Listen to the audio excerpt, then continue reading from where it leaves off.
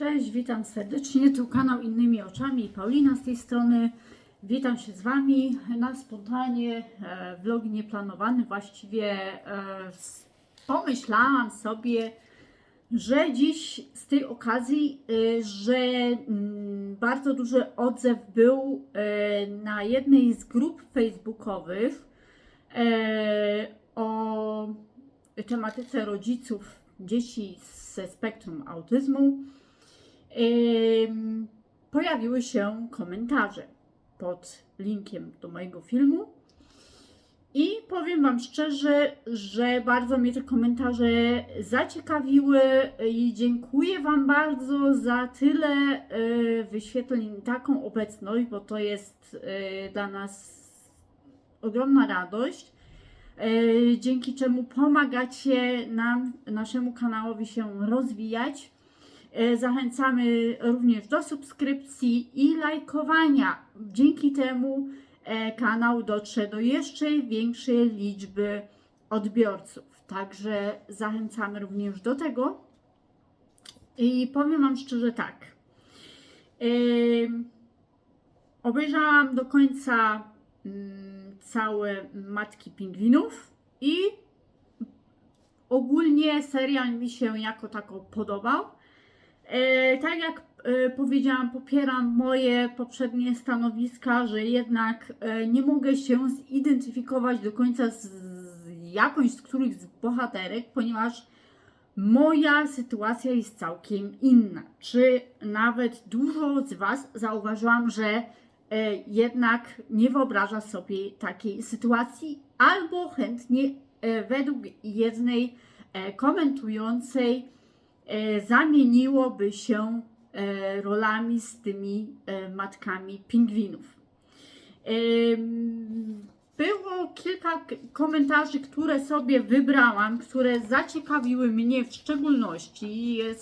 Mam wydrukowanych 4 strony komentarzy. Nie będę wymieniać po imieniu i nazwiskach, to osoby wiedzą, o które osoby chodzi, czy tego typu sprawy. I nie będę mówić, o którą grupę facebookową chodzi, tak? Bo po prostu każdy sobie gdzieś tam wyszpera, znajdzie i tak dalej. Żeby nie było, że kogoś gdzieś tam coś tam powiedziałam o kimś, tak. Ale po prostu nadmienię komentarze całkiem anonimowo. I jedna, mogę nazwać płeć tylko, o. Jedna pani pisze: niestety mnie ten film nie chwycił mnie za serce. Jestem matką pingwina i wiem, że rzeczywistość jest o wiele bardziej brutalna i żaden ze znanych mi pingwinów rodziców nie żyje w takiej finansowej, mydlanej bańce jak bohaterowie w tym filmie. Lecz wiem, że to tylko kinowa fikcja, ale czuję niesmak z powodu spłycenia problemu i ukazania tylko powierzchowności wszystkiego tego, z czym na co dzień się zmagamy. To jest to, co powiedziałam w pierwszej części odnośnie filmu Matki Pingwinów na moim z jednych filmików na YouTube, że właśnie jest tak, że realia i rzeczywistość bardzo odbiegają od fabuły tego filmu. Owszem, jest pokazane spektrum autyzmu, jest pokazane stereotypowe zachowanie, czy fiksacje, czy jakieś tam, jakby to powiedzieć, zrostaniem się, zapomniałam, jak się to nazywa, ale chyba...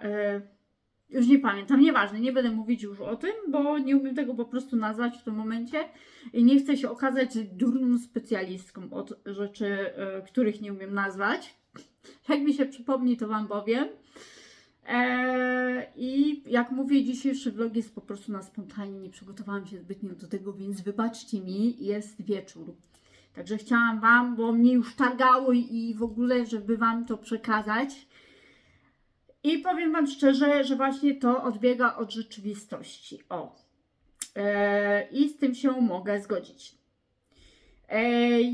Kolejna komentująca pisze: film przyjemny, jednak nie przedstawia faktycznych problemów, które mamy w placówkach edukacyjnych. Nie ma takich placówek jak ta przedstawiona w filmie, chyba że typowo dla uczniów z upośledzeniem umysłowym. Nie ma tak mieszanych klas z tyloma niepełnosprawnościami, bo to nie jest możliwe, by jeden nauczyciel to ogarnął. Pomoc poradni zazwyczaj kończy się na wydaniu orzeczenia o potrzebie kształcenia specjalnego. Świat w tym filmie jest przedstawiony cukierkowo, pomimo pokazania różnych grup społecznych. Z tym się też zgodzę. Akcja dzieje się w Warszawie, a wiadomo, że w Warszawie żyją ludzie więcej zamożni, bo się tak utarło w Polsce. Nie wykluczam, że w Warszawie mogą żyć również ludzie z marginesu społecznego, tak? Bo nie będę tutaj szufladkować, ale dużo ludzi mieszkających w Warszawie wiedzą, że tam czynsz, mieszkanie bardzo, bardzo dużo kosztują i ci, co się tam pchają, muszą dużo pieniędzy włożyć właśnie, żeby się tam utrzymać, tak? I pokazana jest rzeczywistość tych właśnie rodziców, którzy mają rzeczywiście pieniądze, bo jedna mama jest tam sportsmenką, druga mama mieszka w domu i nagle zostaje właścicielką fundacji, tak? Jej mąż działa w jakiejś tam firmie, ktoś tam naucza na uczelni i takie tam rzeczy, prawda? Są też ludzie, którzy nie wiem, ojciec pracuje w Niemczech, mama siedzi w domu, no bo musi się 24 godziny na dobę zajmować synem, znaczy się, bo też jest edukacja zdalna w filmie pokazana. Z tym się zgodzę, że jeden nauczyciel nie da rady ogarnąć uczniów z różnymi niepełnosprawnościami. To jest fakt. Ja żyjąc osobiście tutaj w Niemczech, moje dziecko ma klasę 8 uczniów razem z nim jest. Nie wiem, czy dobrze mówię, ale chyba 8. I prawie do każdego dziecka, bo nie wszyscy, mają swojego opiekuna, oprócz 3 nauczycieli, którzy się zmieniają, tak? I czasem jest tak, że ci opiekunowie muszą skakać z klasy do klasy, bo jakaś klasa potrzebuje pomocy, czy nauczyciele potrzebują pomocy z innej klasy. I rzeczywiście niepełnosprawności u mojego syna w klasie są mieszane, więc nie ma, że jest klasa przykładowo samych dzieci ze spektrum autyzmu, albo samych dzieci z zespołem Downa, albo samych dzieci z zespołem Retta. Nie ma czegoś takiego, ale jak wiadomo, do tych wszystkich dzieci są potrzebni opiekunowie i ludzie. Więc tutaj już ta rzeczywistość została po prostu ubarwiona, że jedna nauczycielka, widzieliście, taka drobna pani nauczycielka, która generalnie nie miałaby według mnie nerwów na, jak jeszcze był w szkole system stary system, gdzie były gimnazja i uczniowie skakali nauczycielom po głowach, nie dałaby takim po prostu rady, a rodzice by ją zjedli. Takie moje wrażenie było tej nauczycielki, która pracowała w tej szkole. Była troszkę słaba i nie miała, za przeproszeniem, jaj. Powiem Wam tak, następny komentarz jest taki. Nie podobał mi się, lepszy był Siubuk. Powiem Wam szczerze, Siubuka nie oglądałam, nie wiem gdzie można jeszcze go znaleźć, będę szperać na YouTube, podejrzewam, że na Netflixie już go nie ma, bo kiedyś był, ale niestety nie miałam na tamten czas znowu Netflixa i po prostu teraz znowu mam i sobie pewne rzeczy nadrabiam. Chciałabym też nadrobić serial Good Doctor, o którym też być może powiem moją opinię na ten temat i tak dalej. I podyskutujemy sobie trochę na ten temat. Bo obejrzałam 5 sezonów, jeszcze 6 sezon, ale tak dla przypomnienia muszę sobie przypomnieć sezony do tyłu. Gdzieś tam sobie przeczytać mniej więcej o czym były poszczególne sezony, żeby mniej więcej wiedzieć te zależności. Gdzieś tam pamiętam, gdzieś dzwoni, ale nie wiadomo z której strony. O. Żeby się nie rozprężać, znowu komentarz od jednej pani. Ja też polecam serial The Good Doctor. Pokazuje realia, problemy autystyków w kontaktach społecznych, to jak trudno im zrozumieć zasady, że nie mają tyle empatii co my, ale są inteligentni, mają uczucia i potrafią również naginać swoje schematy. Trzeba przyznać, że bohater świetnie gra. Aha, powiem szczerze, to prawda. Główny bohater grał też w wielu innych filmach. Znam go z jednego filmu nawet, kiedy grał jako dziecko, ale już nie pamiętam tytułu tego filmu. W tym serialu podoba mi się ta gra, owszem, ale nie będę po prostu już o tym serialu rozmawiać. I jak powiedziałam, przygotuję się do kolejnej dyskusji na temat filmu Good Doctor, jak sobie obejrzę 6. sezon. To będziemy mogli sobie na ten temat podyskutować. Kolejna pani też spodobał jej się serial Good Doctor i bardziej lubi niż Matki Pingwinów. Ok. Powiem tak, kolejny komentarz był na ten temat, że jedna pani pisze, że Matki Pingwinów nie jest to film dokumentalny, a serial, który ma przyciągać wielu widzów i w tym sensie spełnia swoją funkcję, żeby pokazać, że pingwiny i ich rodziny też są ludźmi i mają potrzeby jak każdy inny człowiek. No to prawda, to jest prawda i potrzeby pingwinów, jak całkiem można powiedzieć, są normalne. Tak jak i my, tak i one mają swoje potrzeby. Czyli to już jest więcej realistyczne. Tylko system niestety nie jest w stanie podołać za tymi potrzebami. Dlatego dyrektor w tym serialu zamknął szkołę. Tak. O.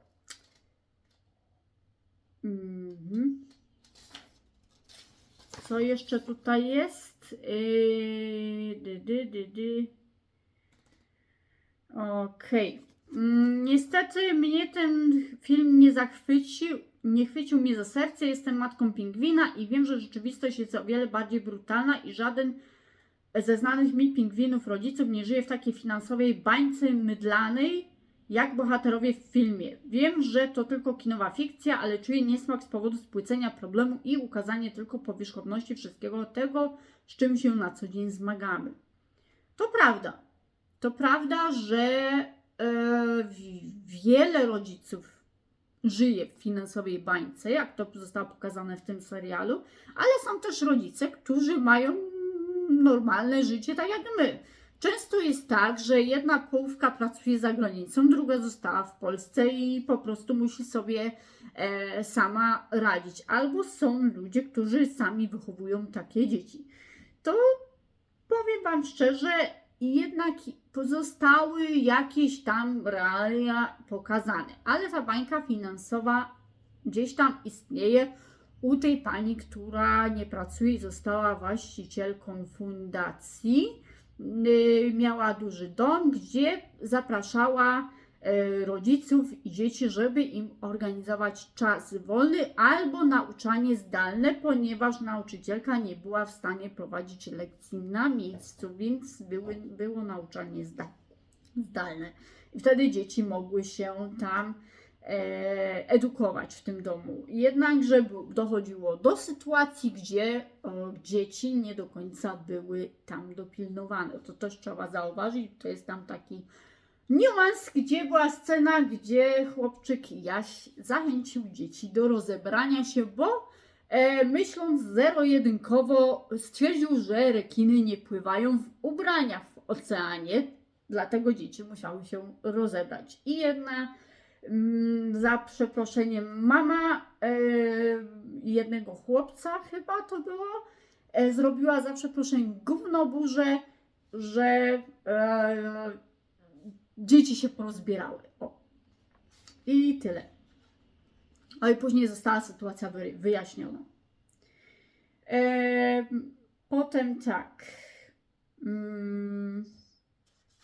Kolejna pani pisze, trochę tak jest, ale ta bańka finansowa została pokazana po to, żeby pokazać niepełnosprawność, że niepełnosprawność może zdarzyć się wszędzie, nie tylko w biedzie i patologii, bo tak często jest odbierana. Chodziło o to, żeby pokazać, że to nie jest wina środowiska matki, ojca, a jakby przypadku. Natomiast ma pani sporo racji, ja jestem matką chłopca z autyzmem i tu jak zwykle pokazali autyzm lekki z normą intelektualną, a nawet ponad. Nie jest to, co ja mam w domu. No tak, z tym się zgodzę w 100%. Niestety serial nie odzwierciedlił tych realiów wielu rodziców, którzy, jak powiedziałam wcześniej, mają dzieci z niższą normą intelektualną, bądź nie są na tyle intelektualnie rozwinięte, czy mają po prostu orzeczenie o niskim stopniu intelektualnym, niskiej inteligencji. U wielu dzieci nie da się tej inteligencji zmierzyć, bo nie ma do tego albo narzędzi, albo warunków, albo nie wiem czego, po prostu, że te dzieci nie są na to gotowe, żeby tą normę intelektualną zmierzyć, bo ja się z tym też zmagam. U mojego Kacpra nie idzie zmierzyć póki co normy intelektualnej, bo próbowaliśmy wiele razy robić testy na inteligencję dla dzieci, które są niewerbalne i jeszcze do tej pory nie zdołaliśmy go zrobić, chociaż w zeszłym roku też próbowaliśmy. I w tym roku musimy kolejny raz powtórzyć we wrześniu, więc zobaczymy jak to będzie. Połowę testu zrobił z tego co pamiętam, ale drugą połowę no nie bardzo, więc będziemy musieli powtórzyć. Jedna pani pisze, dlaczego choroby, niepełnosprawności nie omijają ludzi zamożnych? Bardzo mnie zastanowił ten komentarz. Nie wiem o co tu chodziło. Czy omijają, czy nie omijają?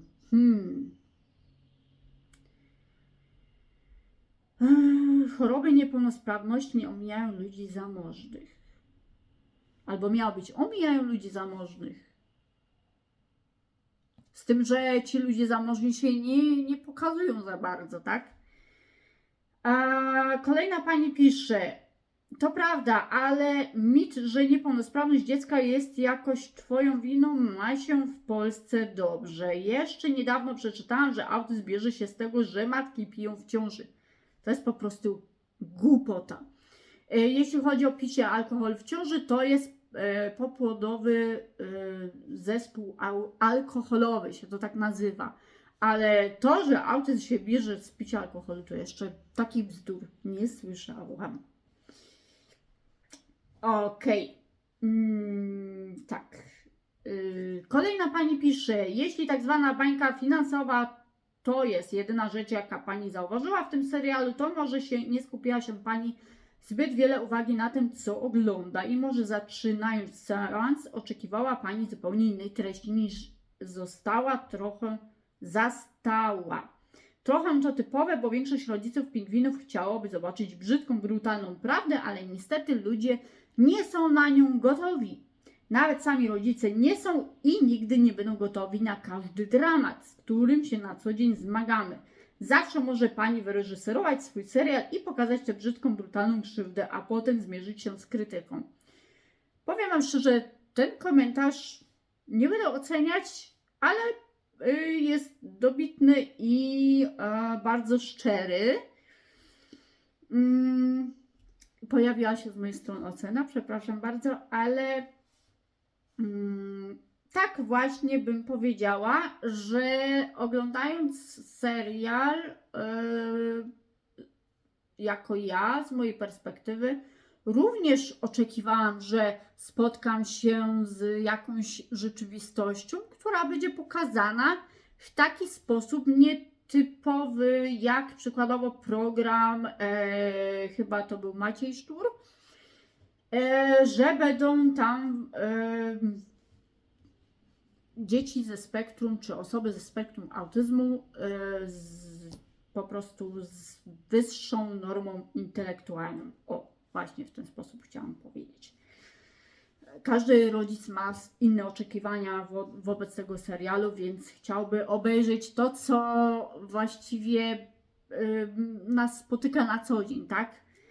Ale tu nie chodzi o to, żeby pokazywać brudną rzeczywistość, bo pewne rzeczy można obejrzeć nawet na YouTubie. Niektórzy wrzucają filmiki o autyzmie, o różnych rzeczach, jak się dzieci zachowują i tak dalej, i tak dalej. Można sobie to wygrzebać albo po prostu poczytać na forach, więc to nie jest tak, że jedni z drugimi się nie komunikują, czy nie pokazują, czy i tak dalej, i tak dalej. To można powiedzieć, prywatnie też można sobie to zrobić, nie trzeba tego w telewizji pokazywać, ale jak większość dla naszego zaspokojenia, naszej takiej potrzeby, żeby się poczuć w jakiś sposób nagrodzonym, bo można powiedzieć, że rodzice dzieci ze spektrum autyzmu czuliby się nagrodzeni za ich trud i wysiłek w wychowaniu właśnie dzieci, które mają niższą normę intelektualną,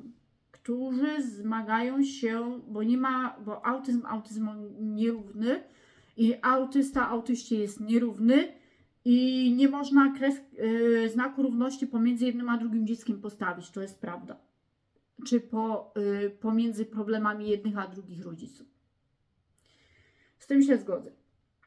Kolejny komentarz. Rodzina Michała też żyje w finansowej bańce. Przypomina, że rodziców nie stać na to, by zatrudnić opiekuna, który pomagałby synowi przy korzystaniu z toalety szkole.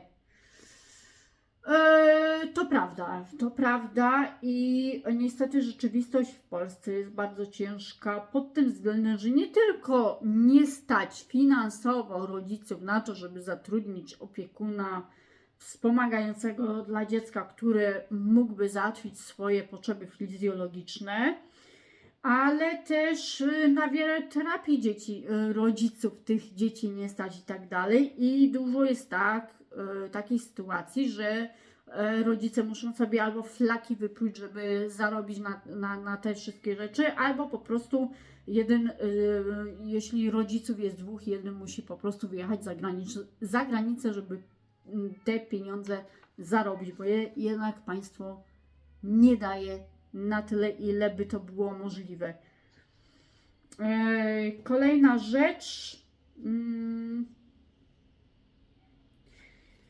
Kolejny komentarz i chyba ostatni. Przytoczę tak. Pracuję już sporo czasu w środowisku dzieci z różnorakimi niepełnosprawnościami. Mogę zaręczyć, że niepełnosprawność jest egalitarna. Dotyczy również bardzo zamożnych rodzin. Być może są one mniej widoczne, ponieważ terapeutyzują swoje dzieci prywatnie, za granicą, w domu, nie jeżdżą po poradniach, przychodniach, do lekarzy też często chodzą prywatnie. Póki co niewiele jest szkół prywatnych realizujących kształcenie specjalne, więc tu nawet bogaci rodzice zdani są na edukację państwową, ale zapewniam Panią, że dzieci z trudnościami rozwojowymi rodzą się we wszystkich środowiskach. No i tu jest też prawda. Jak tu Pani opisała, bardzo fajnie.